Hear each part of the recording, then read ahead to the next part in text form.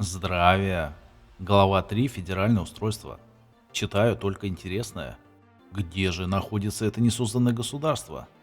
Статья 67. 2.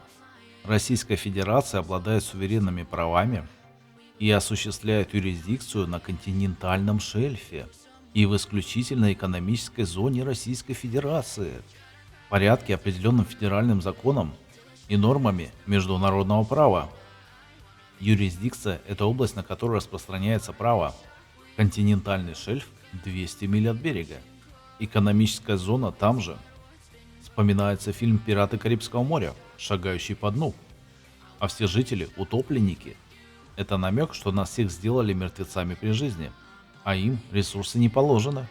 Упираемся в шизотему, объяснять не буду, многие не поймут. Подробнее рассматривал вопрос, где находится РФ, в статье у меня на сайте. Оставлю ссылочку в описании. Там и международные договора есть, и ряд законов на тему континентального шельфа. Читайте. Статья 67. 1 звездочка. 1. Российская Федерация является правопреемником Союза СССР на своей территории, а также правопреемником, в скобочках правопродолжателем, Союза СССР в отношении членства в международных организациях, их органах, участия в международных договорах, а также в отношении предусмотренных международными правами обязательств и актов Союза СССР за пределами территории Российской Федерации. Актов приема передачи земли и собственности или передачи прав только нет. Им зачем-то так хочется. А чего бы и нет, стадо же не против и вообще не понимает, что происходит. Причем, заметьте, помните в ролике, что граждан не существует вторая часть Союза СССР, разъяснял, что сначала был Союз СССР, а потом уже СССР.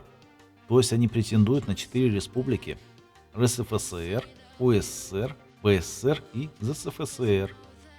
Думаю, теперь понятно, почему идет кровавый спектакль на Украине. А во втором пункте они пишут, что верят в Бога, служат только дьяволу вместе с чернорясниками. Статья 69. 1. Российская Федерация гарантирует права коренных малочисленных народов в соответствии с общепризнанными принципами и нормами международного права и международными договорами Российской Федерации. Короче, пока русы не станут малочисленными, их права приложены до задницы, и нигде вы не найдете про права самого многочисленного народа. Ну, это и кучеряво понятно. Оккупация же определенным народцем здесь. Впрочем, и на всей земле не занимают управляющие позиции. Хоть я, как в той шутке, ненавижу всех одинаково, но этот факт бросается в глаза. Статья 71. В ведении Российской Федерации находится в. Регулирование и защита прав и свобод человека и гражданина. Гражданство Российской Федерации. Регулирование и защита прав национальных меньшинств. Видали, как хитро. Субъект должен заниматься защитой прав человека, но его нет. Есть только коммерческая фирма в Верхнем регистре. Впрочем, это повтор. В начале проекта Конституции об этом было. Н. Определение статуса и защита государственной границы, территориального моря, воздушного пространства, исключительной экономической зоны и континентального шельфа Российской Федерации. Короче, они защищают свое дно. Т. Федеральная государственная служба, установление ограничений для замещения государственных и муниципальных должностей, должностей государственной и муниципальной службы и так далее.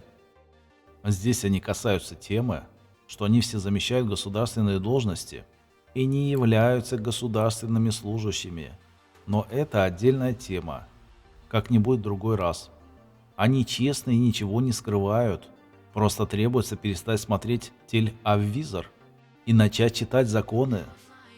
Самая читающая страна в мире по факту никак не может избавиться от интеллектуального дисбактериоза, навеянного ящиком. Всем добра, здоровья, процветания и денег.